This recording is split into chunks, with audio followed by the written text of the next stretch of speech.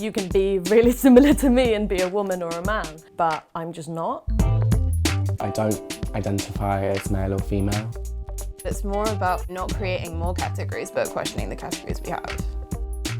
I don't really get this. I don't really get this like fixed idea of binary genders. When you're growing up, people are scared of difference.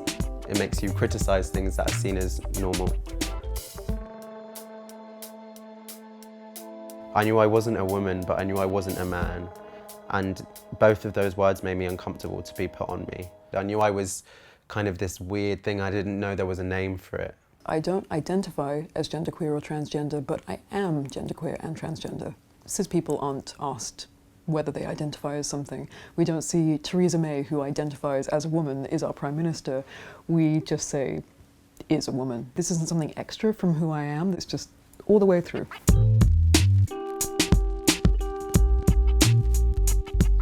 Okay, how can we expand this idea that like biology doesn't matter to like the max? It's not just enough for me to like exist happily, like, oh, let's make up this third gender where I exist happily as non-binary. We need to explode the definition of what gender is. Gender, like we forget, is a social construct that we've created to violently oppress people. And I think when cis people do that whole thing of like, well, why, like, come on, like, go away with labels. I didn't choose to be labelled. I was labelled something the minute I was born. I was labelled male. It made me feel horrible. I'm now reclaiming the agency over my body to say, actually, that doesn't fit. Not adding more boxes, but questioning the boxes that are there and breaking down, obviously, the oppression that comes with those boxes, not just for trans people, but for, like, women or gay men.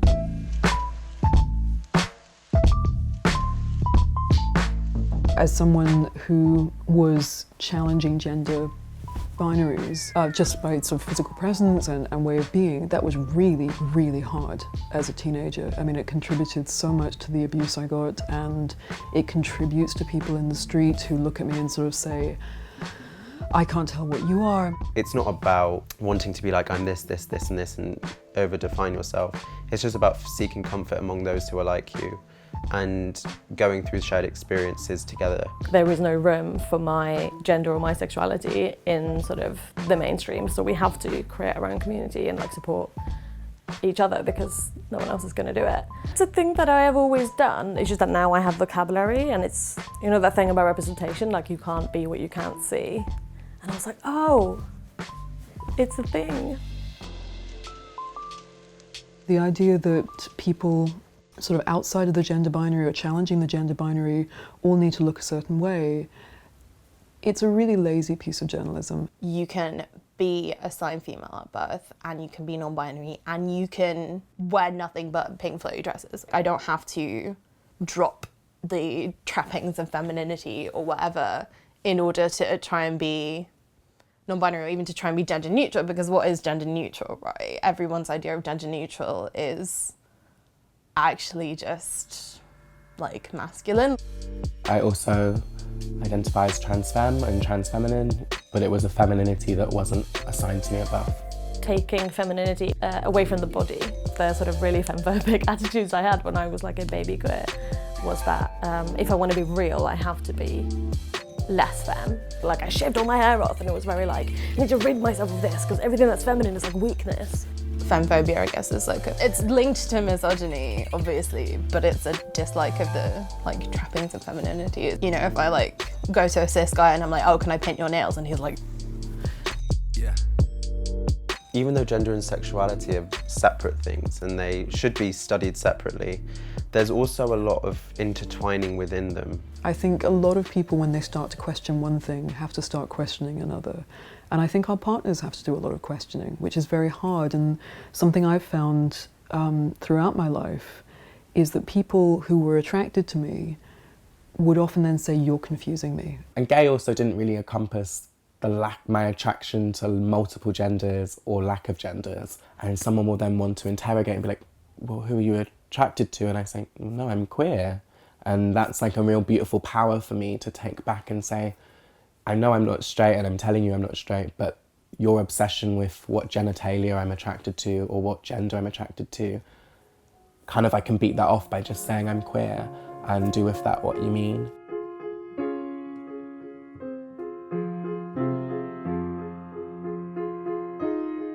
It's really exciting to me the way that they and them has entered common language in the most recent years, and it was very dispiriting to have to choose between he or she, both of which just didn't encapsulate who I was at all.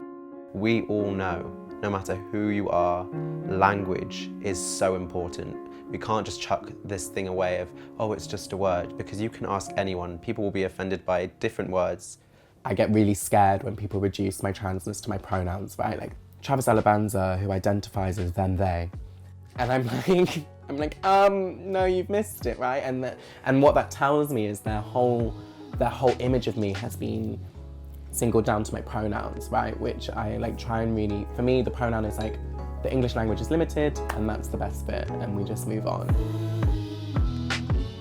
And I talk about like this happy politics that wants us to say, look, it's all happening, we've got a gender neutral clothing line at H&M, and it's like, actually no, like trans people are still dying and we're not getting the healthcare we deserve. I want homeless LGBT youth to like have somewhere to go. I want mental health services to be improved. I want the gender identity clinic to not be gatekeeping trans people's healthcare and like denying people crucial healthcare. People could do with looking at how they view the world in general and thinking, do I have all the answers? Have an open mind and don't judge people without knowing all the facts. I'm still on that journey of learning to unlearning physicality and gender. And that's where we should all be, in a place where we can all feel comfortable and it can all be easy for us. But then I go out on the street with makeup on and I will be harassed. And then I'm reminded of the kind of world I live in.